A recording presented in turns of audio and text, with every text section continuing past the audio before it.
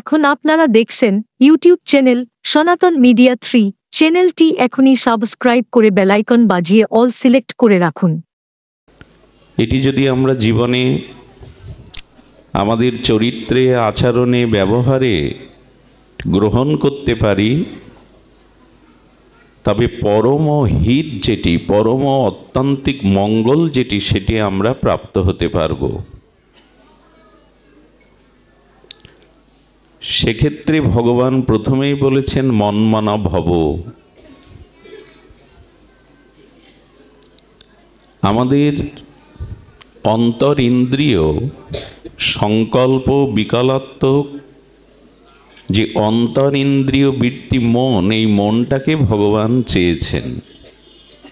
শুধু চাননি মনমনা ভব মানে আমার মনের মতো হও, আমার মনোমতো মনের মতো হও। ভব মানে হওয়া। এখন প্রশ্ন, আমরা ভগবানের মতো কিনা, তার মনের মতো হওয়ার চেষ্টা আমাদের জীবনের যে ব্রত, সংকল্প, সাধনা, তার দ্বারা ভগবানের মনের মতো হওয়ার চেষ্টা করেছি কিনা। দেখুন, ঈশ্বরের মনের মতো না হলে, ঈশ্বরকে মান্যতা না দিলে, শাস্ত্র বলছেন তখনই আপনার আমার জীবনে হিত বা অত্যান্তিক মঙ্গল আমাদের জীবন থেকে সরে যায়। তখনই অভিশাপ, স্খলন, পতন আমাদের জীবনে অবারিত হয়ে যায়। ঈশ্বরের মনের মতো না হয়ে বা তার মনটাকে তাকে অর্পণ বা সমর্পণ না করতে পারলে এবং ঈশ্বরকে মান্যতা না দিতে পারলেই আমাদের জীবনে সর্বোত্তম মঙ্গল থেকে, কল্যাণ থেকে, শ্রেয় থেকে আমরা বঞ্চিত হই না, একরকম পতন হই। খুব ধ্যান দিন। আচ্ছা, আমার দেহ অংশী, অংশী স্বরূপ দেহের হস্তটি হলো অংশ। এখন অংশী যদি অংশকে নির্দেশ করে ইচ্ছার দ্বারা, হাতটা উত্তোলন করো, অংশীর আদেশ অংশ সর্বদা পালন করে। দেহটা চেয়েছে শ্রীমন্দির অঙ্গনে হরিকথার এই মণ্ডপে, হরিকথায় নিকেতনে যেতে। এই জন্য অংশী দেহের অংশ চরণটি এখানে চলে এসেছে। এখন যখন অংশীর মান্যতা অংশ না দেয়, কখন দেয় না? হাতটাকে বলছি তুমি ওঠো, উত্তোলন করো। হাত যখন অংশীর কথা শুনছে না, তার একটাই কারণ, হাতে ব্যাধি এসেছে, হাত ব্যাধিগ্রস্ত হয়েছে। এই জন্য অংশী হাত তোলার চেষ্টা করতে বললেও বা নির্দেশ দিলেও হাত তুলতে, এটা রোগ কিনা? অংশ অংশীকে নির্দেশ করছে তুমি হাত উত্তোলন করো, আপনি তুলতে পারছেন না মানে হাত সুস্থ নয়, ব্যাধিগ্রস্ত। ঠিক যখন অংশী স্বরূপ ঈশ্বরের অংশ স্বরূপ আমরা তার নির্দেশ বা তার মান্যতায় না চলি, তখনই জানতে হবে আমাদেরও জীবনে স্খলন পতনের ব্যাধি এসে দেখা দিয়েছে।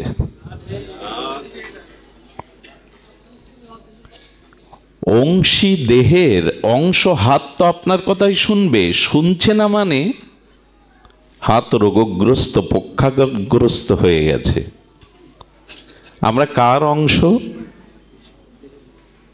আমরা কার অংশ? ভগবানেরই তো। সে কথা গীতাতেই ভগবান বলছেন, মাময়ী বাংশ জীবলোক জীবভূতা সনাতন। এই জন্য আমরা ভগবানেরই অংশ। দেখুন, পিতামাতা রক্ত ওজবীর্যের দ্বারা আমার এই রক্ত মাংসের প্রপঞ্চ কুড়িয়ে পিণ্ড দিতে পারে, দেহটা দিতে পারে, আত্মা দিতে। আত্মা দেহকে সৃষ্টি করে না দেহ আত্মাকে সৃষ্টি করে? কোনটি? দেহ আত্মা সৃষ্টি করতে পারে না, বরঞ্চ আত্মা সেই অংশী ঈশ্বরের চিৎকণ অংশ। আত্মা আমার মধ্যে ধারণ আছে বিধায় দেহটা গঠিত হয়েছে। শিশু মারা গেলে তাকে অক্ষত অবস্থায় মেডিসিন দিয়ে রাখলে সে কিন্তু কিশোর হবে না, যুবক হবে না, ক্রমবৃদ্ধি পাবে না। খুব গভীর মনোযোগ দিতে হবে। অংশ পরমাত্মার অংশ আত্মা, চিৎকণ চিদ অনুকণ আমাদের আত্মাটাই দেহকে ধরে রাখে। এ দেহ সৃষ্টির পেছনে, আমার চেতনার পেছনে আত্মাই কারণ, দেহ কারণ নয়। এই জন্য মৃতদেহের মধ্যে আজ পর্যন্ত আত্মা প্রবেশ করানো আমাদের ইচ্ছায় গেছে কি? পৃথিবীর অন্যতম শ্রেষ্ঠ দার্শনিকের ভেতরেও তো, ডাক্তারের ভেতরেও তো আত্মা সংযোজন করা যেত, গেছে কি? আত্মা দেহকে সৃষ্টি করে না, আত্মা দেহকেই সৃষ্টি করে, সুরক্ষা দেয়। আমরা সেই পরমাত্মার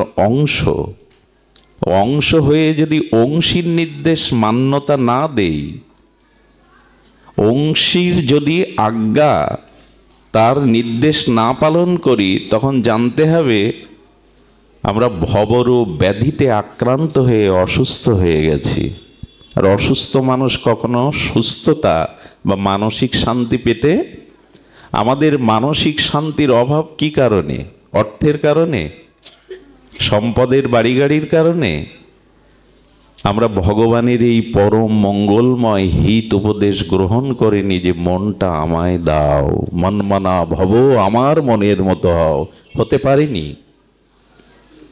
সব থেকে মজার কথা হলো, পৃথিবীতে পরমাত্মা স্বরূপ, পরমাত্মার পরবস্থা সচ্চিদানন্দ আনন্দ স্বরূপ ভগবান ব্যতীত এ মন কাউকে 16 আনা দেওয়া যায় না, নেওয়াও যায় না। খুব ধ্যান দিয়ে শোনোর, এর এক একটি কথা আমাদের জীবনকে দুপা এগিয়ে নিতে সাহায্য করবে প্রগতির দিকে, ভগবানের দিকে।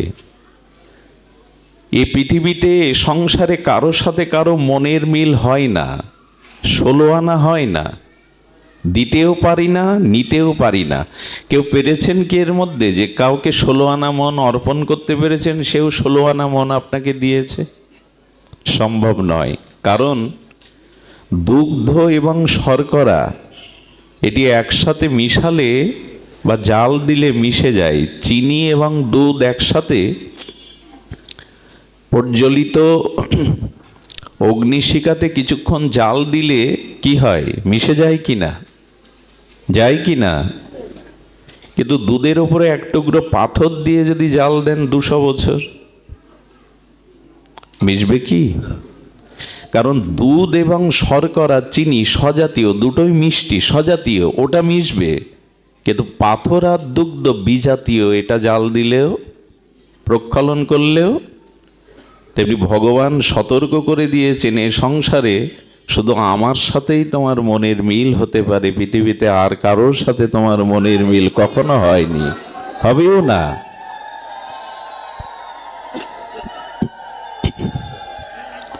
এই জন্য একটু ধ্যান দিন। যখনই আমরা ঈশ্বরের ইচ্ছার সাথে বিরোধ করি, খুব মূল্যবান দার্শনিক বিচার করা হয়েছে, খুব ধ্যান দিয়ে শুনুন। যখনই স্বয়ং পরম ব্রহ্ম ঈশ্বরের ইচ্ছার বিরুদ্ধচারণ করি, আমরা ইচ্ছার বিরুদ্ধে আমাদের জীবনকে পরিচালনা করি, তখনই অভিশাপ নেমে আসে, আর এসেছেও তাই আমাদের জীবনে। আচ্ছা, তার ইচ্ছাটা কি একবার জানতে চেষ্টা করেছেন? আমাকে যিনি সৃষ্টি করলেন, এই অনন্ত সুন্দর ব্রহ্মাণ্ড আমার জন্যই রচনা করলেন, এই আনন্দ যজ্ঞে আমাকে নিমন্ত্রণ করলেন, এই জগতের আনন্দ যজ্ঞে আমার নিমন্ত্রণ করলেন উনি, আমাকে যে গড়লেন, আমি তার ইচ্ছাটা একবারও মনের দ্বারা জানতে চেষ্টা করেছি তিনি আমার কাছে কি চান। এটা প্রশ্ন করুন সবাইকে, ঈশ্বর আমার কাছে কি চান, আমাকে কেমন করে তিনি গড়তে চেয়েছেন। এ উত্তর অনুসন্ধান আমরা সবাই রাখি না বলেই আমাদের জীবনের এই ভয়াবহ পরিণতি। তিনি আমাকে কি রূপে চান, আমার এই জন্মের পেছনে, এই সৃষ্টি আনন্দযজ্ঞে আমন্ত্রণের পিছনে তিনিই একমাত্র কারণ। তিনি কেমন করে চেয়েছেন, আমাকে কি রূপে চেয়েছেন, তার ইচ্ছাকে মান্যতা দিয়ে চলেছি তো। যত আপনি তার ইচ্ছার, এই জন্য আমাদের উচিত বিড়ালির বাচ্চার মতো হওয়া। আমাদের উচিত কি? বিড়ালির বাচ্চার মতো হওয়া, বানরের বাচ্চার মতো না। বানর হনুমানের বাচ্চাটা মাকে জড়িয়ে ধরে, মা ওকে জড়িয়ে ধরে না। লক্ষ্য করবেন, হনুমান বা বানরের বাচ্চাগুলো শাবকটা মাকে বুক বেড দিয়ে জড়িয়ে ধরে, মা ধরে না। আর এই জন্য লাফালাফি স্বভাবের বানর হনুমানের বাচ্চাগুলো যখন পড়ে যায় তখন উল্টে বাচ্চাকে থাপড়ায় ওর মা, ভালো করে ধরিসনি কেন, এই জন্য পড়ে যায়।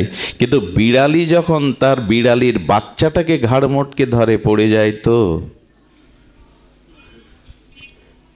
তার কারণ হলো ওখানে শাবক বাচ্চা তার মাকে ধরেছে, আর এখানে মা তার বাচ্চাকে ধরেছে। আমার মনে হয় দুহাত বাড়িয়ে দিয়ে সরল নিষ্কপটে ভগবানকে বলুন, তুমি আমাকে ধরো, আমি ধরলে হারিয়ে ফেলি, বারবার ছেড়ে ফেলি, তুমি ধরো আমায়। এই আবেগের কথা নয়, দার্শনিক বিচারের সর্ব অবধিকতা এটাই, তুমি আমাকে ধরো, আমি ধরলে বারবার হারিয়ে ফেলি হাত, তুমি আমায় ধরো। এই গান আপনাকে গাইতে হবে। প্রাণনাথ, বংশীধারী, মুরলীধারী শ্যামসুন্দরের কাছে এই গান গাইতে হবে। গানের পয়ারটি জেনে নিন, গুনগুন করে আজ থেকে গাইবেন তার সামনে গিয়ে। আমার হাত ধরে তুমি নিয়ে চলো সখা, আমি যে পথ চিনি না, আমি পথ চিনি না, আমায় হাত ধরে নিয়ে চলো। তার সুরেই সুর মিলান, জগতে অন্য কারো সুরে সুর মিলালে শান্তি পাবেন না। পাইনি আমরা, স্ত্রী পেয়েছি, পুত্র পেয়েছি, কুটুম্ব পেয়েছি, ঘর সংসার পেয়েছি, শান্তি আজও দুধে পাথর দিয়ে জাল দিয়ে কি করবেন, মিশবে না, চিনি দিন। এই জন্য ভগবান আর কিছু না চেয়ে তার মনের মতো হওয়ার জন্য বলেছেন, মনমনা ভব, আমার মনের মতো হও, আর কারো মনের মতো হতে যেও না। মত চিত্ত, তোমার মনটা আগে আমাকে দাও। এই যে ভোগের রন্ধন হয়েছে, এই ভোগের রন্ধনকৃত উপচারগুলো আগে কাকে নিবেদন করা হবে? আপনাকে, আমাকে। ওগুলো প্রিয় অধিদৈবকে, দেবতাকে নিবেদন করে তার কৃত প্রসন্ন প্রসাদটাই তো আমরা পাবো। তো ভালোবাসা মনটা ভগবানকে দিয়ে তার মনের মতো, তার রঙে রাঙান। এরপর ভগবান থেকে মনের ভিতরে যে ভালোবাসাটা আসবে, ওটা জগৎকে, স্ত্রী পুত্রকে দিন, তবেই শান্তি, না হলে শান্তি নাই। তার অসীমে মন প্রাণটার দিকে ধেয়ে যান, তার দিকে ধেয়ে যান। তিনি অনন্ত অসীম, তার দিকেই মনটাকে ধাবিত করুন, দেখবেন পথ হারা হবেন না।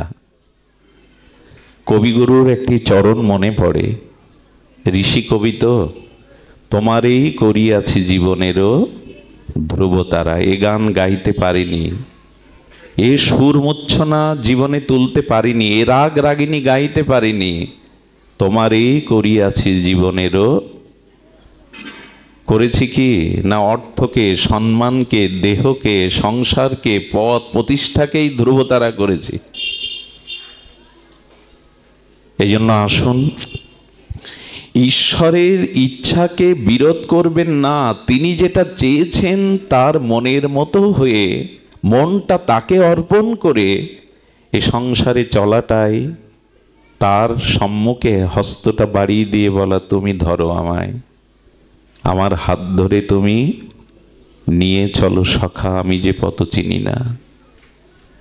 আহা, আমাদের বৈদিক সনাতন দার্শনিক তত্ত্ব, এর মহিমা বড় প্রাঞ্জল, বড় হৃদয়কে তৃপ্ত করে, শীতল করে। এই জন্য ঈশ্বরের, আচ্ছা, ঈশ্বরের ইচ্ছার বাইরে আমরা কখন চলে যাই? ধ্যান দিয়ে শুনছেন কি? শীতে জড়তা আসতে পারে, দেহ সুখবোধ আসতে পারে, তাড়িয়ে দিন কিছুক্ষণের জন্য। বহু কোটি জন্মের সুকৃতি একত্রিত হলে, পুণ্য বা সুকৃতি, হরিকথা সাধুসঙ্গের সৌভাগ্য মেলে। বহু জন্মের কোটি সুকৃতি একত্রিত হলে, এই জন্য এটাকে যেন আমরা হেলায়, অবহেলায়, অলসতায়, জড়তায় হারিয়ে না ফেলি। কাউকে যদি আসার প্রতীক্ষা করতে হয় কোনো প্রিয়জনের, তবে প্রতীক্ষায় থাকুন, ঘুমিয়ে পড়বেন না। ঘুমিয়ে পড়লে কুঞ্জ দুয়ার হতে হয়, তো প্রিয় এসে ফিরে যেতে পারে, যার জন্য এলাম সে তো ঘুমিয়ে। যে প্রিয়ের অপেক্ষায় সতৃষ্ণ চাতক নয়নে অপেক্ষা করে আছেন, প্রিয় আমার কুঞ্জে আসবে, সে কুঞ্জ দুয়ার হতে ফিরে যেতে পারে যদি দেখে প্রিয়া ঘুমিয়ে পড়েছে। জেগে থাকুন। ঈশ্বরের ইচ্ছার বিরুদ্ধে কখন যায় আমরা?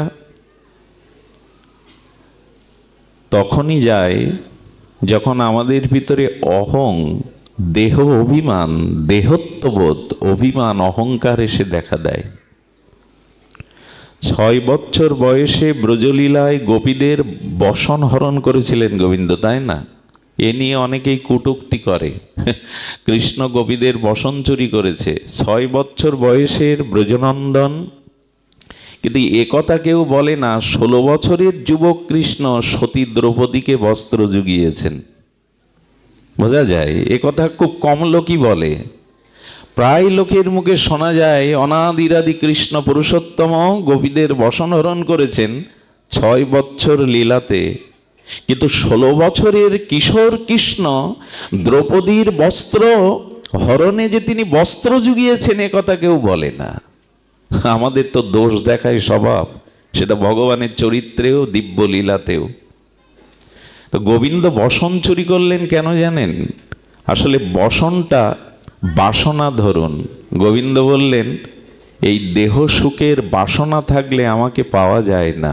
পতিরূপে চেয়েছে তো, একান্ত প্রিয় রূপে চেয়েছে তো, তা আমার কাছে আসতে গেলে বাসনাটা আমি আগে নিয়ে নিই। এই বাসনাটাই, দেহ অভিমানটাই, দেহে আবেশটাই তার ইচ্ছার থেকে দূরে সরে যাওয়া, তার মনের মতো থেকে আমরা তার মনের বিরোধ ভাবে চলা।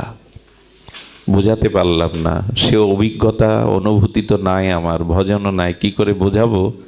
যখনই স্বাতন্ত্র কামনা আসে আমার, স্বাতন্ত্র কামনা মানে ইচ্ছা, কামনা মানে ইচ্ছা, ইচ্ছাটাকেই কামনা।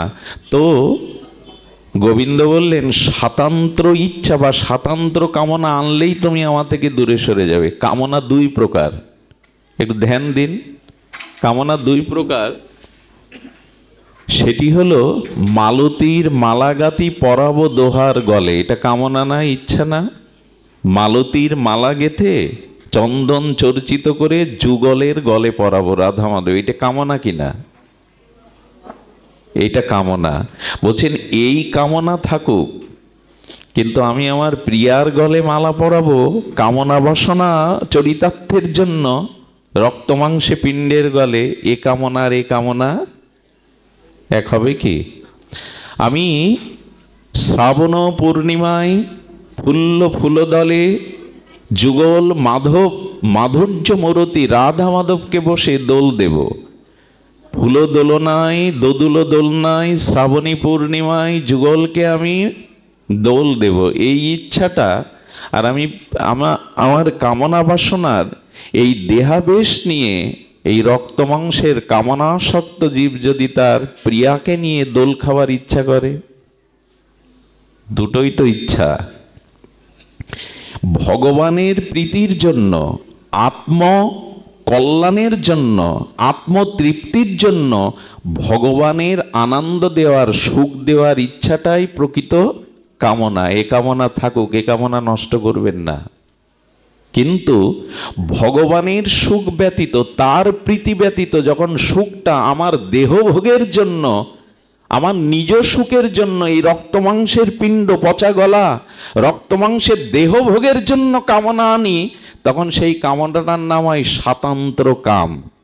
শব্দটা বড় মাধুর্য শব্দ দিয়েছেন ঠাকুর মশাই, নরোত্তম ঠাকুর। স্বতন্ত্র কাম, অর্থাৎ তোমার ভোগের জন্য যে ইচ্ছাটা জাগলো তার নাম স্বতন্ত্র কাম।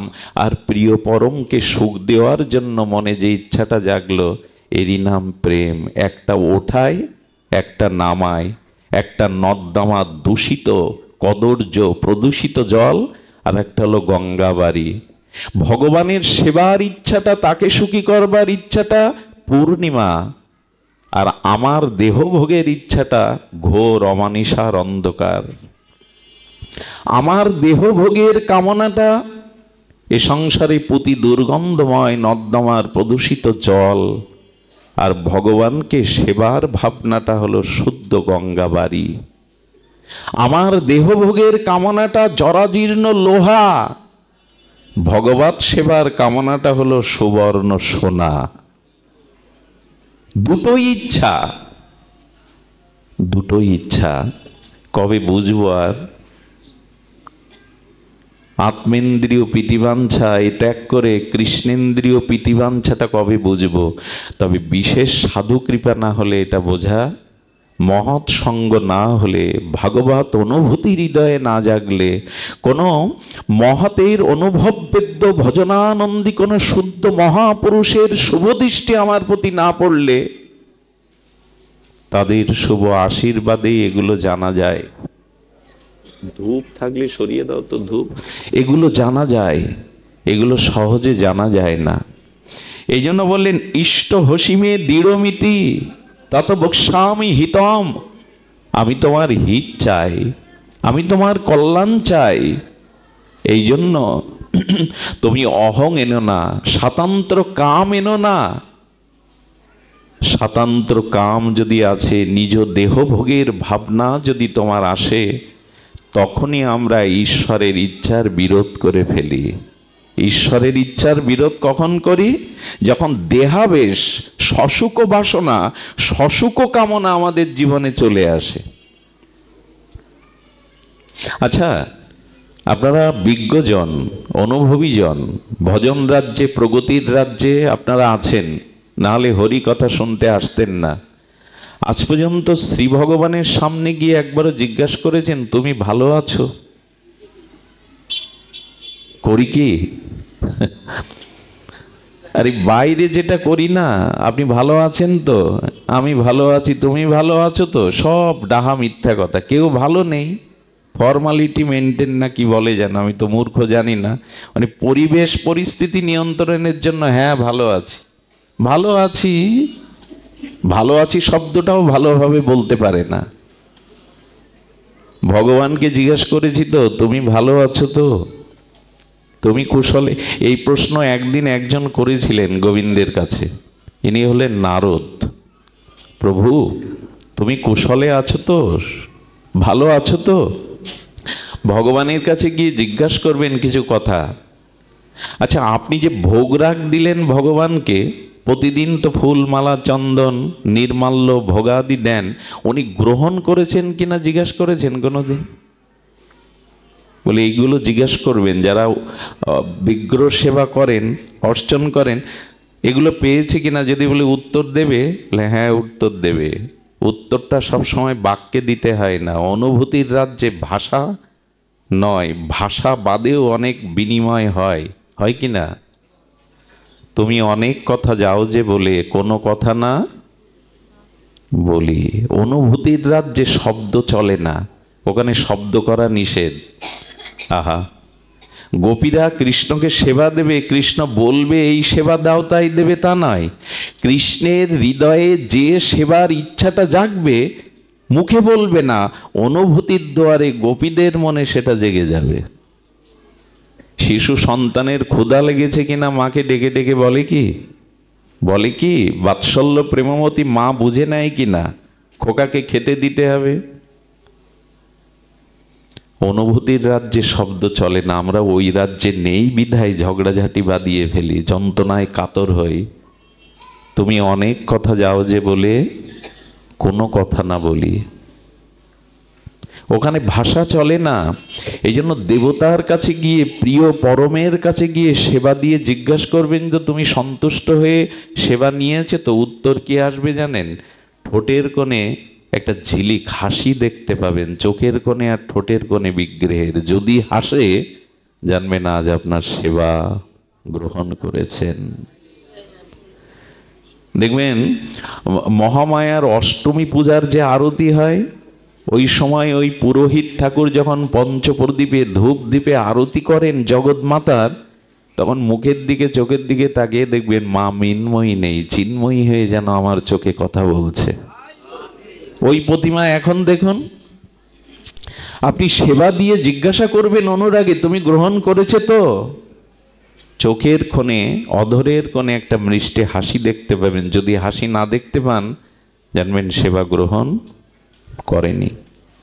বৃন্দাবনে আচার্যরা এক এক দিন রাধারানীকে, গোবিন্দকে এক এক রঙের পোশাক পরান। মাঝে মাঝে জিজ্ঞাসা করবেন আজ কি পোশাক পরতে ইচ্ছা করছে বলো শ্যামসুন্দর তোমার? সেবা মানে কি? ওই ফুল আর মন্ত্র আর ঘন্টা নাড়া? কবিগুরু অবশ্য একটা কথা বলে দিয়েছেন, তোমার পূজার ছলে তোমায় ভুলে থাকি। ওর মধ্যে পূজা, ধূপ দীপ আড়ম্বর মন্ত্রোচ্চারণ করছে, কিন্তু প্রাণ নেই, অনুরাগ নেই। তোমার পূজার ছলে তোমায় ভুলে, নামে পূজা, প্রাণ নাই, অনুরাগ নাই, প্রীতি নাই।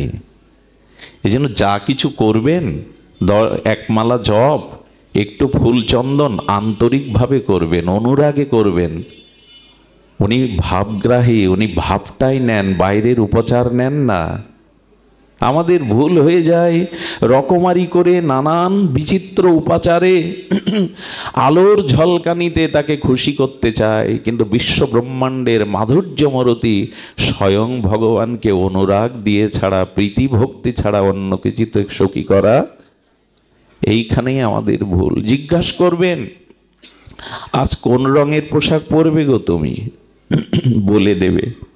যাই হোক, স্বাতন্ত্র কামনা যেই আসবে, নিজ দেহ ভোগের বাসনা যখনই সসুখ বাসনা আসবে, জানবেন ঈশ্বরের ইচ্ছা হতে আপনি দূরে সরে গেছেন। আর এই দূরে সরে গেলেই, দূরে সরে যাই কেন জানেন? এই দেহ আর সংসারের একটা প্রবল আকর্ষণ, আসক্তি, ভোগের বাসনা। একটা কথা বলি, কথাটা বলবার আগে আমার মধ্যে সতর্কতা আসছে, আমি অধিকারী কিনা এটা কৃপা করুন, ক্ষমা করবেন। অধ্যত্তকে ক্ষমা করার জন্য আগে হাত জোড় করে ক্ষমা চেয়ে নিচ্ছি। এটার অধিকারী আমি নই বলবার। আমাদের ভাগবতে দত্তাত্রেয় ভগবান 24 জনকে গুরু করেছিলেন। কয়জনকে? মানে যার কাছ থেকে আধ্যাত্মিক অনুশীলন বা শিক্ষা পেয়েছিলেন তাকেই গুরু করেছিলেন। তার মধ্যে একটি গুরু হলো উর্নাভ। উর্নাভ মানে মাকড়সা। মাকড়সাকে গুরু করে কেউ, তাও ভগবান গুরু করছে, দত্তাত্রেয় ভগবান। মাকড়সা গুরু করলো কেন জানেন? আহা, মাকড়সা দেখবেন তার নিজের ভেতরের মুখের লালা দিয়ে শিল্পের মতো একটা জাল নির্মাণ করে। এই অভিজ্ঞতা আমাদের প্রত্যেকের আছে, ঘরে বাইরে। ওরকম জাল আপনি বুনতে পারবেন না। আচ্ছা, ও উপাদানটা ও বাইরে থেকে আনে না, ওর মুখগহ্বরের লালা দিয়ে ও জালটা নির্মাণ করে। উদ্দেশ্য কি জানেন? রাজ্য বিস্তার করা। এই রাজ্যে আমরা যেমন বাড়ি গাড়ি ভূ সম্পত্তি চাকর বাকর ভোগ বিলাসের জাল বুনি কিনা? ব্যাংক ব্যালেন্স ভোগ সুখ বাড়ি গাড়ি সুন্দরী রমণী জাল বুনে যায়। সারা জীবন এই জাল বুনি সুখে থাকবো বলে। শশুক ভোগবাসনায় একটা জাল বনি। জাল বোনার পরে কি করে জানেন? ওইখানে বাচ্চা কাচ্চা নিয়ে বেশ সুখে রাজত্ব শুরু করে, কিন্তু ওই জালে আটকে ও নিজেই। কিন্তু এর পরের সংবাদটা, ওই জন্য বলছি আমার বলবার অধিকার আছে কিনা, ওই যারা ওর বাচ্চা কাচ্চা ছিল, রাজত্ব সৃষ্টি করেছিল সংসারের মোহমায়ায়, ওরা কি করে জানেন? ওরা মাঝে মাঝে ওই জালে আটকানো মৃত বা ওই জালে আটকানো মাকড়সার ভেতরে তার যে কলিজা, তার অস্তিত্ব ওর আপনজনরাই খেয়ে নেয়। এই জন্য শুকনো মাকড়সার জালে গিয়ে দেখবেন মাকড়সাটার পর্দা আছে ওর ভেতরে কিছু, ওরাই খেয়ে ফেলে। যেটা বুঝবার বুঝে নিন, যে জাল বুনেছি সংসারে, হ্যাঁ, কামনা বাসনায় নিজজনের জাল, ওরাই আপনার জীবনের অস্তিত্বকে ধীরে ধীরে খেয়ে ফেলবে। ফেলছেও তাই। দুঃখ কি আকাশ থেকে কেউ দিতে আসে? পাড়া প্রতিবেশী কি আমার দুঃখের কারণ, যন্ত্রণার কারণ? যাদের নিয়ে স্বপ্নের জাল বুনেছি তারাই কুরে কুরে খাবে আমায়। কি অদ্ভুত দৃষ্টান্ত দিয়েছেন। সংসার করতে হয় বলে এমন, এদের নিয়েই জীবনের যথা সর্বস্ব, জীবন যৌবন এদের বিলিয়ে দিলাম। যিনি নির্মাণ করলেন, যিনি মনের মতো করে গড়লেন, যিনি আনন্দ যজ্ঞে আমায় ডাকলেন, সব সংসারকে দিয়ে বসলাম। আর আমরা কিরকম চালাক জানেন, কিরকম কপট জানেন? সারা জীবন ভোগ করে, দেহ ভোগ করে, সংসার সুখ করে, চর্বশেষ্য লেজ্জ পেয়ে পেয়ে যখন বুড়ো হয়ে গেল, বয়স বৃদ্ধ হয়ে গেল, আর কেউ ভালোবাসে না, উঠতে বসতে কটু কথা বলে, আমার আর প্রয়োজন নেই, তখন বৃন্দাবনে নবদ্বীপে গিয়ে সাধুদের বলে, বাবা সব ছেড়ে দিয়ে এলাম। কত বড় চালাক! সব ছেড়ে, দেখবেন খুব আস্ফালন করে বলে, বাবা সব ছেড়ে দিয়ে এসেছি। ওরা তো বোকা না, ওরা ভজনানন্দী মহাপুরুষ। ওরা মনে মনে বলে, বাইরে দুঃখ পাবে বলে। কেউ কেউ মুখের উপরে বলে, সব ছেড়ে দিয়ে আসিসনি, সব ছেড়ে আসিসনি, সব দিয়েই এসেছিস। এখন তোকে কে নেবে এই জরা ব্যাধিগ্রস্ত শরীরটা? কাকে দিতে এসছিস?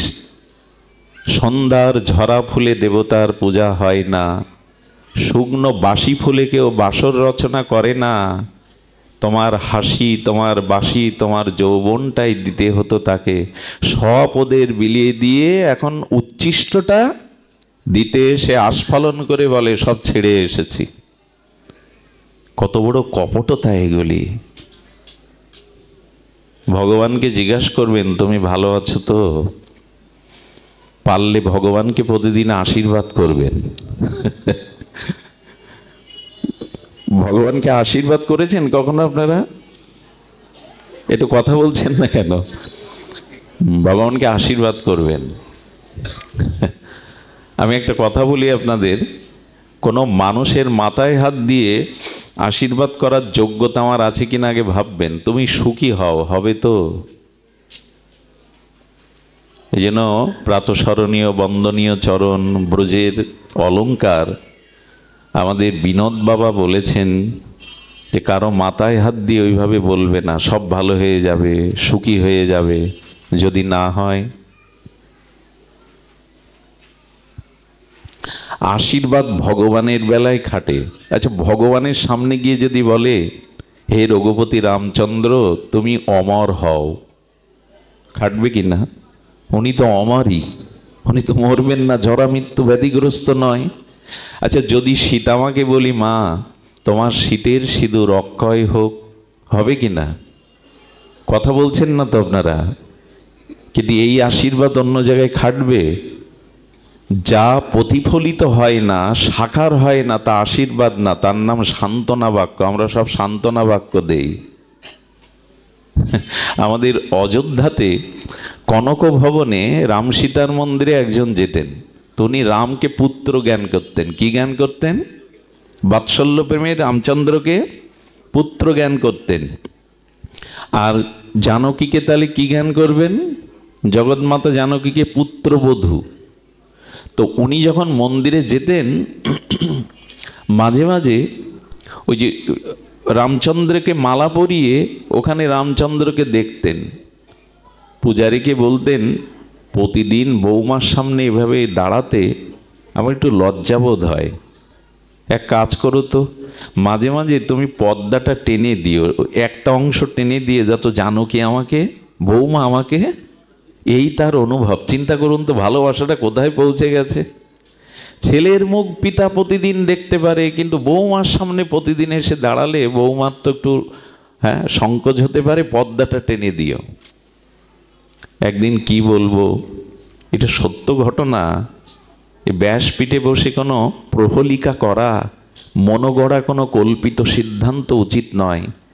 একদিন উনি তাড়াহুড়ো করে গিয়ে রামকে দেখে চোখের জলে আনন্দে, ভুবন ভোলানো রূপ, আমার রাম, আমার পুত্র, এই স্নেহ বাৎসল্য প্রীতিতে তার চোখ দিয়ে প্রেমাশ্রু ঝরছে। সেদিন আর পুরোহিত ছিল না, সীতামা নিজে সে পর্দাটা টেনে দিয়ে গেল সংকোচ হবে বলে। তার মানে এই সেবাটা গ্রহণ করেছেন। ভালোবাসায় না, একটা কথা বলি, একাকী ন রমতে, একা প্রেম হয় না। আমরা গতকাল এই বিষয়ে একটু বলি, একাকী ন রমতে, উপনিষদ বলছেন একাকী কখনো প্রেম হয় না। কিন্তু যখন দুই লাগবে, প্রেমের রাজ্যে যখন একাকী ন রমতে দুজন হলাম, কিন্তু দুজন দেহ হতে পারে। প্রেম তাকেই বলে যখন দেহ দুজনের কিন্তু আত্মা একজনের হবে। এসব কথা অনেক উপরের কথা, আমরা সহজে নিতে পারবো না। ওই রাজ্যের মানুষ তো না, তবু বলতে স্বাদ হয়। কেউ কেউ তো এটা অনুভব করে। আর প্রেমের গলিতে যদি একবার কেউ যান, তাহলে ওখানে ওই যে দুটো হলো রমণের জন্য, লীলা আস্বাদনের জন্য দুই হলো, কিন্তু বেশিক্ষণ দুই থাকতে পারবে না। প্রেমী আর প্রেমিকা বা প্রেয়সী বা প্রিয়, এটা সবসময় এক হতে চাইবে। আর এই জন্য বৃন্দাবনের নিকুঞ্জ মন্দিরে রাধা মাধব ওই প্রেম এবং প্রেমী দুটো মিলে গৌর হয়ে যায়, দুই আর থাকে না। দুই থাকে না কেমন জানেন, কি করে বোঝায়? প্রথমে পোশাকটা বাঁধা হয়। আমি যদি আপনাকে আলিঙ্গন করি এই মুহূর্তে, আপনার আমার পোশাক বাঁধা হয়, পোশাক খুলে ফেলুন। আমি বন্ধুকে আলিঙ্গন করছি, ওখানে আমার উপবীত যে উপনয়ন আছে, ওই সুতোটাও বাঁধা হয়ে দাঁড়াবে। এক সময় দুটো দেহ বাঁধা হয়ে দাঁড়াবে। এই রাধা কৃষ্ণ মিলিত হয়েই তো তবে গৌর হয়। এই জন্য যতদিন তার সাথে মিশে না যেতে পারতেন, সমুদ্র থেকে জল যতই মেঘ হয়ে পৃথিবীতে বৃষ্টি হয়ে ঝরুক, আবার সে সমুদ্রেই মিশবে। আমরা তার থেকে এসেছি, তার কাছে ফিরে যাওয়ায়, তার চরণে নিজেকে সমর্পিত হয়ে সেই পরমানন্দের আনন্দের মধ্যে নিজেকে মিলিয়ে নেওয়া, এটাই ছিল আমাদের মূল লক্ষ্য। ভগবান সেটা চেয়েছিলেন। ওই মহা সিন্ধুর ওপার থেকে কি সঙ্গীত ভেসে আসে, আয় ঘরের ছেলে ঘরে আয়, আর কত ভূতের বোঝা বইবি, আর কত ভূতের ব্যাগার খাটবি, আয়। এখানে চির বসন্ত, এখানে জরা নেই, মৃত্যু নেই, ব্যাধি নেই, হাহাকার নেই, আয় আমার কাছে ফিরে আয়, ঘরের ছেলে ঘরে আয়। এই ডাক যারা শোনেনি তারা বড় হতভাগ্য। এই বাঁশি যাদের কানে বাজেনি তারা বড় হতভাগ্য। এ বাঁশি বেজে চলেছে, তবে দেহে বাঁশি শোনা যাবে না, ভেতরে প্রবেশ করতে হবে। খুব ভেতরে, ভেতরে প্রবেশ করলেই এই বাঁশি তখনই বেজে উঠবে, সেই বাঁশির ধ্বনি তখনই শুনবেন। প্রথমেই যেটা বলেছিলাম, তার থেকে, তার ইচ্ছা থেকে আমরা দূরে সরে যাই যখন দেহাবেশ আসে, দেহ অভিমান আসে। এই জন্য গোপীদের দেহাবেশ ছিল না। কৃষ্ণলীলা, কৃষ্ণ বিরহ কাতরা গোপীরা মাঝে মাঝে ভাবতে ভাবতে নিজেই কৃষ্ণ হয়ে যেতেন, নিজেই কৃষ্ণ অনুকরণ করতেন। প্রেম প্রেমীকে এক করে দেয়। কবে হবে এই দিন? লালন যদিও গেয়ে গেছেন, মিলন হবে কত দিনে, কি বুঝলাম জানি না। ওই দিনটার অপেক্ষার জন্য প্রতীক্ষা করুন, নিত্য নিরন্তর অবিরত চিন্তার দ্বারা, মননের দ্বারা অপেক্ষা করুন, কবে তোমার কাছে ফিরে যাব। আমি যে তোমারই। এই পৃথিবীতে যখন কেউ বলে তুমি আমার, এর থেকে মিথ্যা শব্দ আর হতে পারে না। কিন্তু গোবিন্দ যখন বলে তুমি আমার, এর থেকে সত্য শব্দ জগতে আর দ্বিতীয় নেই। সদীমণ্ডলী, দেখুন গীতাতে আত্মসমর্পণ, ওই যে মদ চিত্ত মদগত প্রাণা, এটা বলেছেন না, মন মানা ভব মদ ভক্ত মদ জাজিমাং নমস্কার। খুব ধ্যান দিন শব্দটার মধ্যে। আচ্ছা, আপনার কোনো শারীরিক ব্যাধির জন্য, কিডনি, হার্ট, লিভারের সমস্যার জন্য অপারেশন থিয়েটারে গেছেন, ডাক্তারকে কখনো বলে রোগী আপনি কিডনি কোথায় জানেন তো, লিভার কোথায় খোঁজ রাখেন তো? বলে কি? বলা উচিত কি? আপনার যন্ত্রপাতি ঠিক আছে তো, এ কথা বলে কি অপারেশন থিয়েটারে? ওখানে গেছো রোগ সারাতে, তার উপরে ভরসা করো। গোবিন্দ যেন বললেন যদি আমার পথ থেকে দূরে সরে গিয়ে থাকো, এবার আমার চরণে এসে বলে তুমি যা করবে আমার জীবনে তাই, আমি আর আলাদা কোনো স্বতন্ত্র ইচ্ছা রাখবো না। ডাক্তার বোঝে না কিডনি কোথায়, অপারেশন কি দিয়ে করতে হবে, ওর ওপরে ভেরে দিন। সর্বধর্মান পরিত্যাজ্য মামেকং শরণাং ব্রজ, সঁপে দিন। উপায় ওই একটাই, তার কাছে সমর্পিত হওয়া। আমি এসেছি, আমার ভবরোগ আছে, তুমি চিকিৎসক। আচ্ছা, এই চিকিৎসা প্রথমেই করেন গুরুদেব। দেখুন একটা ভালো শব্দ এসেছে, ভবরোগ নিবারক শ্রী গুরুদেব। গুরুদেব কি? ভবরোগ। শুনছেন তো মায়েরা? গুরুদেবকে ভবরোগ নিবারক। আচ্ছা, ভবরোগের নিবারণকারী শ্রী গুরুদেব। আচ্ছা, ভবরোগটা কি? ভবরোগ কি? ভব মানে সংসার, আর সংসারের মূল রোগটা কি জানেন? পুনঃ পুনঃ মার গর্ভে প্রবেশ করা। এর থেকে বড় রোগ আর? পুনঃ পুনঃ মার গর্ভে প্রবেশ করা, এই যে জন্ম মৃত্যু আবর্তনে আসা, এর থেকে বড় ব্যাধি সংসারে। আচ্ছা, যদি মার গর্ভে না আসতাম, কর্মফল ভোগ করতে হতো, মৃত্যুর স্বাদ নিতে হতো। তার মানে এই মার গর্ভে এসেছি মানেই এটাই হলো ভবরোগ। এই ভবরোগ দূর করতে পারেন শিলগুরু মহারাজ। মহৎ কৃপা হলে এই আসা যাবার ভবরোগ নিবারণ করেন। সেদিকে লক্ষ্য কই, শ্রীগুরু চরণে, মহতর চরণে সমর্পিত ভাব কই। ডাক্তারের কাছে গেছেন রোগ সারতে, ওখানে বিচার করেন না, ওইখানে সঁপে দিন। ওইখানে সঁপে দিন, ওখানে বিচার করতে যাবেন না। ভগবানের কাছে গিয়ে শুধু বলুন এবার আমাকে তোমার করে নাও। এইটুকুই তো মন্ত্র, এবার আমাকে তোমার করে নাও। তবে বলতে তো এখনই পারি, এখনই তো বললাম, বলে এভাবে বললে হবে না। কপটতা রেখে বলো না, হৃদয় দিয়ে বলো হে গোবিন্দ আমি তোমার হলাম। চৈতন্য চরিতামৃত বলছেন হে গোবিন্দ আমি তোমার হলাম। যদি কেউ বলে একবার, ভব বন্ধ হইতে গোবিন্দ তারে করেন পার। একবার বলে দেখো আমি তোমার, তবে কপটতা শূন্য হয়ে সরল চিত্তে নিবেদিত আত্মা হয়ে বলো আমি তোমার। তিনি হাত বাড়িয়েই আছেন, হাত বাড়িয়ে আছেন। কপটতা ওখানে পৌঁছায় না, ছলনা ওখানে পৌঁছায় না। এই জন্য একবার শুধু অপেক্ষা। গোবিন্দ তুমি আমার। কিরকম জানেন? উত্তরার গর্ভে অভিমন্যু সেই অশ্বত্থামা ব্রহ্মাস্ত্র নিক্ষেপ করলে উত্তরা বলেছিল প্রভু আমি নই, পাণ্ডবদের উত্তরস্বরী হিসাবে তোমার ভজনের জন্য এই সন্তানকে তুমি রক্ষা করো।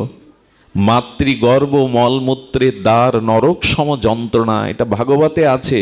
মাতৃগর্ভে আমরা যখন থাকি, মলমূত্রের মাঝখানে একটা নরক। গোবিন্দ করলেন কি, ওই নরকরূপী মাতৃগর্ভে প্রবেশ করে ভক্তকে ব্রহ্মাস্ত্রের হাত থেকে রক্ষা করলেন। বলুন তো কেউ আছে এমন? আহা, মাতৃ জঠরে প্রবেশ করে অভিমন্যুকে, পরীক্ষিতকে, ভুল হচ্ছে, অভিমন্যু পুত্র পরীক্ষিতকে ভগবান রক্ষা করলেন। এমন এমন দরদি, এমন ভক্তবৎসল, এমন কৃতজ্ঞ ভগবানকে নিজেকে সমর্পণ করলাম না। এই জন্য গোবিন্দ বারবার বারবার সেই মূল কথা বলছেন, মনমনা ভব। তিনি বলছেন, হ্যাঁ, আমাকে মনটা দাও। আচ্ছা, একটু লক্ষ্য করুন তো, হাত ওঠানোটা ক্রিয়া শক্তি, খুব ধ্যান দিয়ে শুনতে হবে। হাতটা তোলাটা, এই যে আমি হাতটা উত্তোলন করছি, এটা কি শক্তি? ক্রিয়া শক্তি।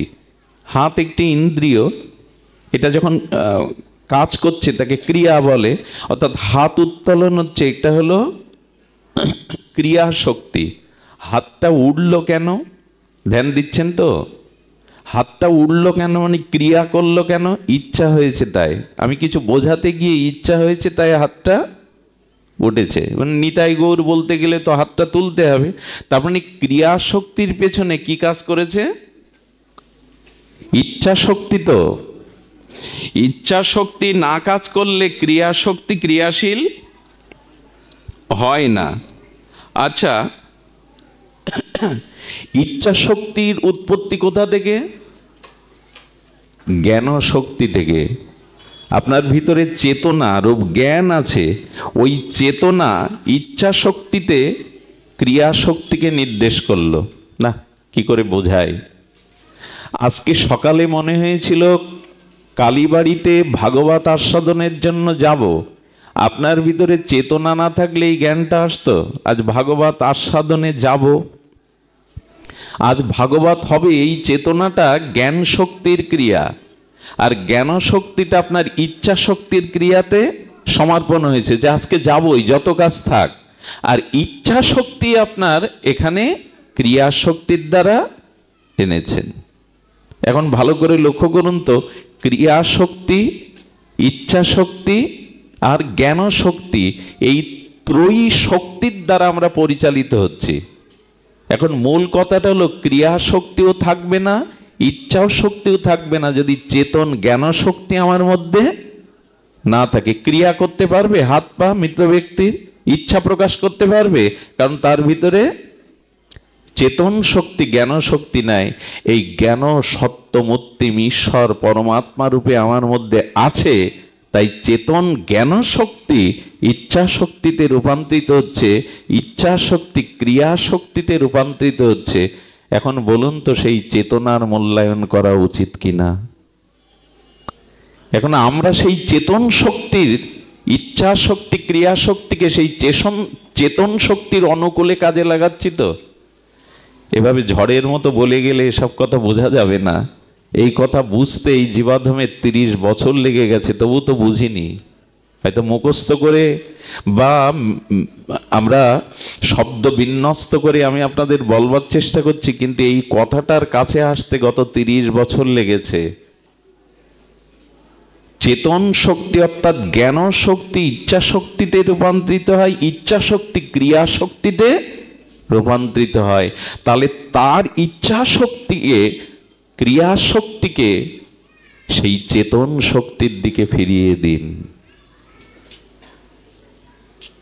আমি বলতে চেয়েছিলাম, ড্রেনের দূষিত জলটা পতিত পাবনে গঙ্গায় ফেলে দিন, কিন্তু দয়া করে গঙ্গার জলটা পোকামাকড় প্রদূষিত ড্রেনের জলে ফেলে দিবেন না। আপনার ক্রিয়া শক্তি ইচ্ছা শক্তিকে চেতন শক্তিতে সমর্পণ করুন, তবেই তো আপনি তার হবেন, তবেই তো আপনার জীবনের পরিপূর্ণতা আসবে। এই জন্য শাস্ত্র বলেছেন যে আপনার ক্রিয়া আপনার ইচ্ছাগুলি ওই চেতন বা জ্ঞান শক্তিতেই সমর্পণ করে দিন।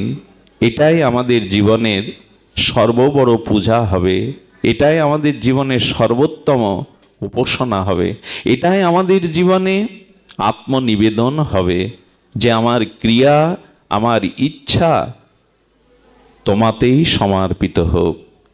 আর যদি ঘুমিয়ে থাকি, অচেতন থাকি, তখন যেন এটা বলতে পারি,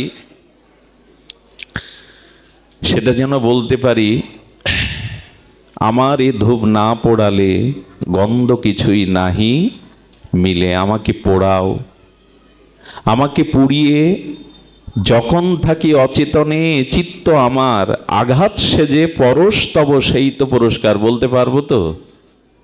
যখন থাকি অচেতনে চিত্ত আমার, হ্যাঁ, আঘাত সেজে পরশ তব সেই তো পুরস্কার। জগতে যে দুঃখ যন্ত্রণা আঘাত, এটা আমাকে জাগাবার জন্য, তোমার স্মৃতিকে মনে করবার জন্য। এই জন্য আসুন, দুঃখকে, যন্ত্রণাকে, অভিশাপকে আমার জাগাবার মন্ত্র, ওই যে ঘুম ভাঙানিয়া, ঘুম জাগানিয়া হয়ে আঘাত না করলে তো কেউ ঘুম থেকে উত্থিত হয় না, তাকে অন্তত শব্দের দ্বারা আঘাত করতে হয়, ডাকতে হয়। এই জন্য আমি আপনাদের কাছে সর্বশেষ নিবেদন করে পাঠ বিশ্রাম করব, জীবনে যে অবস্থা আসছে, অনুকূল প্রতিকূল, সবই আমাকে জাগাবার জন্য তার আশীর্বাদ মনে করে তার মুখপানে চেয়ে থাকুন। এটাই দুঃখকে জয় করবার, অবস্থাকে জয় করবার একমাত্র পথ। সবশেষে বলবো, এই জ্ঞান শক্তিকে, চেতন শক্তিকে জাগাবার একটা সর্বশ্রেষ্ঠ মন্ত্র আমি একটু আপনাদের প্রসন্ন দৃষ্টিতে গুরু মহারাজের কৃপায় সামান্য একটু জানিয়ে যাই। আমি অনুরোধ করছি, হাত জোড় করে, আঁচল পেতে না, হৃদয় পেতে কথাটা গ্রহণ করুন। যদি আপনার সেই সুপ্ত চেতনাকে জাগাতে চান, সেই ঈশ্বর সত্তাকে, সচ্চিদানন্দ স্বরূপকে পূর্ণ জাগ্রত করতে চান, তবে একটি নিবেদন করব আপনাদের, সেটি হলো একমাত্র ভগবানের নামকে এই মুহূর্ত থেকে নিত্য নিরন্তর সংকল্প করে আশ্রয় নিন। এই কথাটুকুই সামান্য একটু শুনতেই হবে। ইচ্ছা শক্তিটা আপনারা একটু প্রয়োগ করুন এই শব্দটার দিকে। পৃথিবীতে যা কিছু, সব কিছুর মধ্যে শব্দই প্রধান। এই দেখুন, এর মধ্যে শব্দ পাচ্ছেন, শব্দ পাচ্ছেন, কিন্তু এটা যখন ছিঁড়বেন তখন এর থেকে একটা শব্দ হবে। ওর মধ্যে শব্দটা ছিল, ছিল কি না? দুটো পাথর এক জায়গায় রাখুন, শব্দ পাবেন? দুটো পাথরকে সাংঘর্ষিকভাবে ধাক্কা দিন, শব্দ আসবে কি না? আপনি হাতটা ঘষুন, তার মানে শব্দ ব্রহ্মেরই এ জগৎ। আমি কি করে বুঝাই, সব দার্শনিক কথা বোঝবার ক্ষমতাও আমার নাই। আমি খুব জীবাধম, অজ্ঞ, মূঢ়, অধম। কি করে বোঝাই যে শব্দই হলো আমাদের সমস্ত চেতনার মূল। আর পৃথিবীতে যত শব্দ আছে, সমস্ত মঙ্গল, সমস্ত সারাত্ম শক্তি ভগবানের নামরূপ শব্দের মধ্যেই দেওয়া আছে।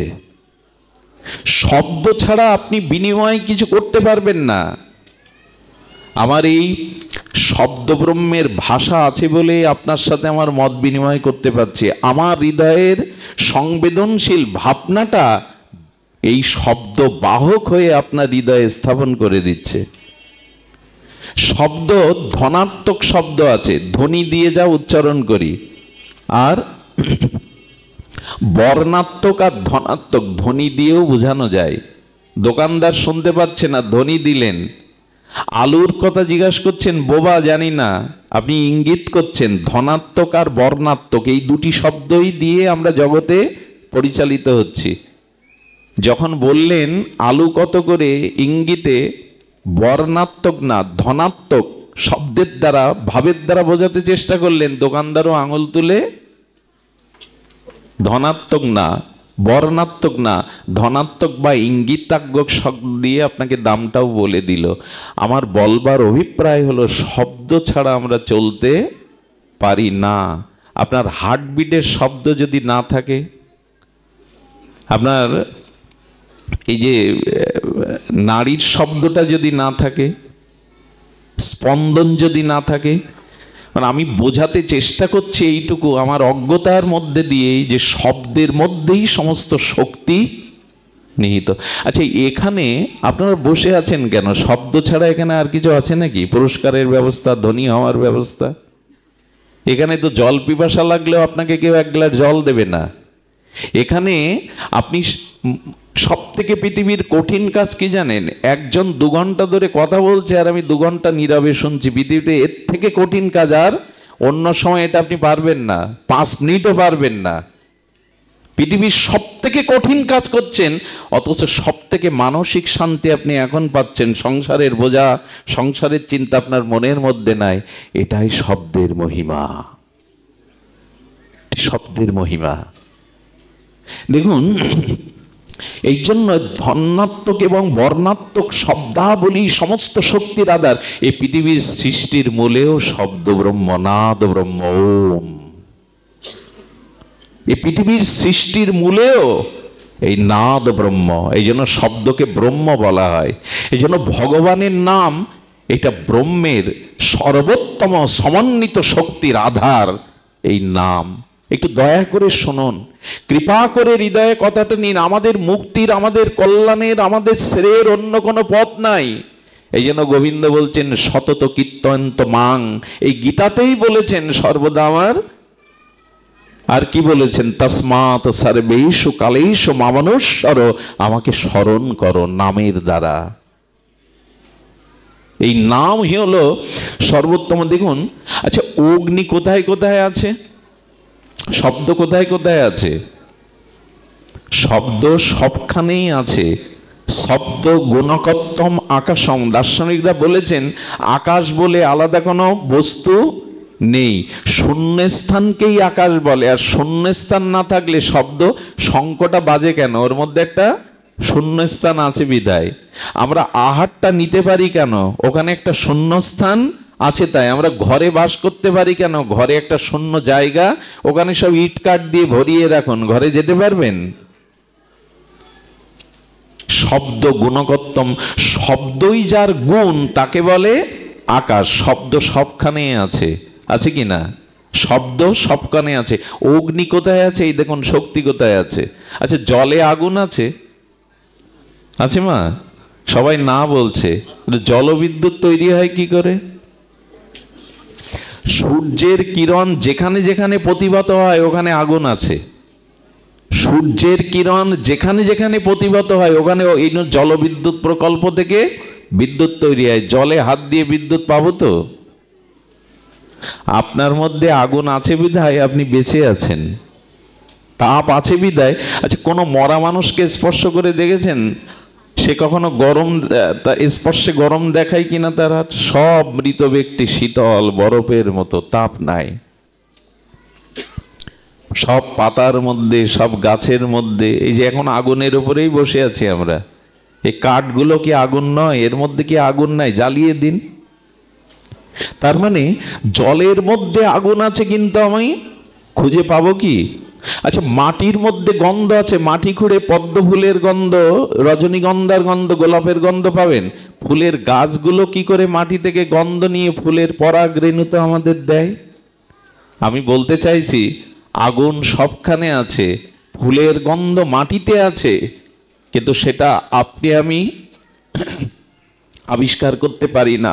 ফুলের পরাগ রেণু পবনে মলয়ে গন্ধ সুগন্ধ বিলিয়ে দেয়। ঠিক তদুপরি ভগবানের নামের মধ্যে ভগবানের সমস্ত শক্তি নিহিত আছে, প্রেম নিহিত আছে।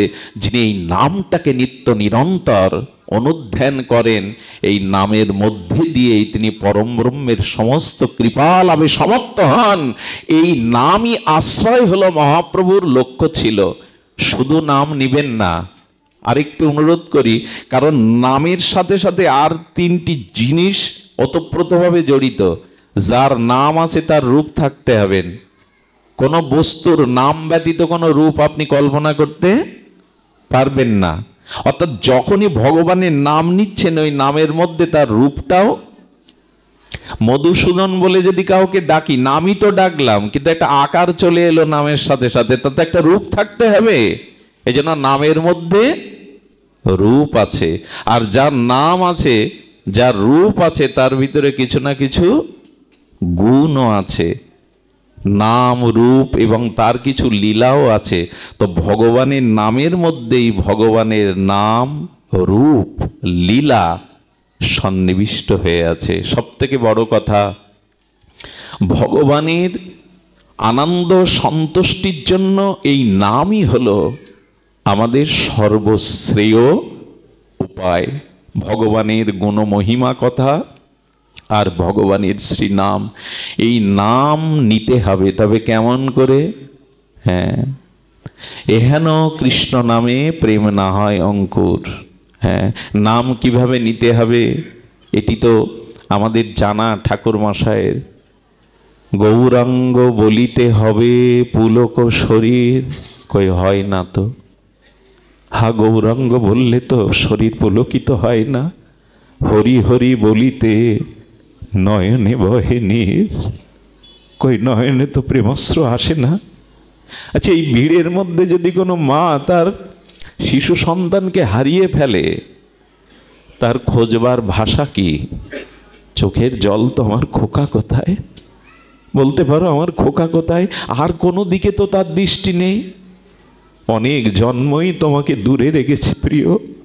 এজন্য সেই সন্তান হারা মা যেমন চোখের জলে উৎকণ্ঠা পিপাসা ব্যাকুলিত হয়ে আমার খোকা কোথায় খুঁজে বেড়ায়, যেদিন ভগবানের নাম নিতে নিতে প্রেমস্র বিগলিত হবে, গৌরাঙ্গ বলিতে পুলক শরীর, হরি বলিতে নয়নে বহে নীর, সেই দিন এই নাম তার কাছে নিয়ে যাবে আপনাকে। নাম যেন যন্ত্রের মতো না হয়, শুধু যন্ত্রের মতো যেন নাম হয়। গুরুদেব বলে দিয়েছেন, যন্ত্রের মতো শুধু নিয়ম রক্ষা করছি, নামে অনুরাগ চাই, নামে প্রীতি চাই। দেখুন নামে প্রীতি কেমন জানেন? রাধারানী বললেন, সখী কে গো শোনাইল শ্যাম নাম, কানেরও ভেতরে দিয়া মরমে পশিল গো, আকুল করিল মন। রাধারানীর কানে যেই শ্যাম নামটা প্রবেশ করেছে, রাধারানী কি বলছেন? কে গো শোনাইল, কানেরও ভেতরে দিয়া মরমে পশিল গো, আকুল করিল মোর। এক নামেই রাধারানী ব্যাকুল হয়ে গেছে, আকুল হয়ে গেছে। আমরা তো কতবার নাম নেই, ব্যাকুলতা তো জাগে না। তাই ভগবানের কাছে প্রার্থনা করুন, তোমার নাম নিতে নিতে যেন প্রেমস্র বিগলিত হয়, তোমার নাম নিতে নিতে যেন চিত্ত বিমল হয়। আর এটি হয় ভগবানের শ্রীনাম নিতে নিতে আমাদের ভিতরে এই বিমলতা চলে আসে। আরে হরিনাম নিলে হৃদয় এত শুদ্ধ হয় যে ঠাকুর হরিদাসের কথায় বিষাক্ত সাপও স্থান ত্যাগ করে চলে গেল। ওগো, যে এখানে আছো, তোমার কারণে ভক্তরা কষ্ট পাচ্ছে, চলে যাও। সাপটা একবার মুখ দিয়ে তার বদন দিয়ে হরিদাসকে দেখে চলে গেল। ঠাকুর, জিহ্বা আমারও আছে, কিন্তু কৃষ্ণ বলার ভাগ্য নিয়ে আসেনি। ঠাকুর নাম শ্রবণের জন্য এই আশ্রয় নিয়েছিলাম। ফুলিয়াতে আমার সৌভাগ্য হয়েছিল আমার ধনঞ্জয়ের সেই গোপাটা দেখে আসার, যেখানে সাপটা থাকতেন। এখনো সেই গোপাটা আছে ফুলিয়াতে। ওইখানে ঠাকুরের কথা অবনত মস্তকে চলে গেল। আমার মাঝে মাঝে মনে হয় পৃথিবীর সমস্ত প্রাণীর জিহ্বা আছে, কিন্তু চিৎকার করে তারা কৃষ্ণ বলতে, রাধা বলতে পারে না। ভাগ্যটা যখন আমাকেই দিয়েছেন গোবিন্দ, তখন কেন নামে অলসতা আনবো? অন্য সাধনার এ কলিযুগে বিশেষ প্রয়োজন নাই। জপ তপ তীর্থ পর্যটন, এটা ধ্যান তপস্যা আমাদের জন্য সম্ভব নয়। এই রোগগ্রস্ত অনিত্য কাল কবলিত শরীরে এখানে শুধু হরি কথা আর ভগবানের নামকে আশ্রয় করার কথা মহাপ্রভু বারবার বলেছেন। এক কৃষ্ণ নামে সমস্ত পাপ ক্ষয়, আর কৃষ্ণ নাম লইতে প্রেমের উপচায়। এই তো, আসুন নামকেই গ্রহণ করি নিত্য নিরন্তর। খাইতে শুইতে উঠিতে বসিতে নামই আমাদের হোক। মনের অনুরাগ মিশিয়ে, মনের প্রীতি মিশিয়ে, আর লীলা চিন্তনের মাধ্যমে এই নামই হোক আমাদের জীবনের একমাত্র ব্রত, একমাত্র। এই জন্য মহাপ্রভুর শেষ কথা, মহাপ্রভুর সেই উক্তি, শোনো মিশ্র কলিযুগে নাহি তপযোগ্য, যে জনা কৃষ্ণ ভজে তার মহাভাগ্য। অতএব গৃহে তুমি কৃষ্ণ ভজ গিয়া, খুঁটিনাটি পরিহরি একান্ত হইয়া, সাধ্য সাধন তত্ত্ব যা কিছু সম্বল, হরিনাম সংকীর্তনে মিশাল সকল। হরে কৃষ্ণ কৃষ্ণ কৃষ্ণ হরে হরে, হরে রাম রাম রাম হরে হরে। প্রভু কহে কহিলাম এই মহামন্ত্র, ইহা গিয়া জপসভা করিয়া নির্বন্ধ, ইহা হইতে সর্বসিদ্ধি হইবে সবার, সর্বক্ষণ বলইতে বিধি নাহি আর আসুন নামকেই আজকের অনুষ্ঠান থেকে সংকল্পপূর্বক আমাদের জীবনে গ্রহণ করি। জয় হোক আজকের অনুষ্ঠানের, জয় হোক সমগ্র ভক্তমণ্ডলীর, জয় হোক আজকের এই ভাগবতীয় সবার। জয় শ্রী গুরু প্রেমানন্দে গৌর হরি বল, জয় রাধে, জয় নিতাই গৌর হরি।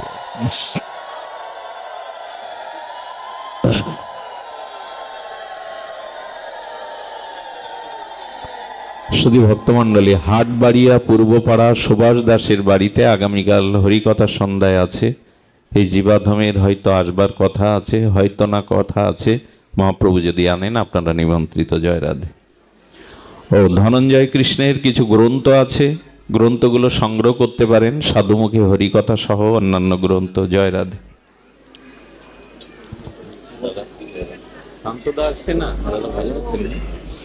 আপনারা আজ আবার এলেন কেন?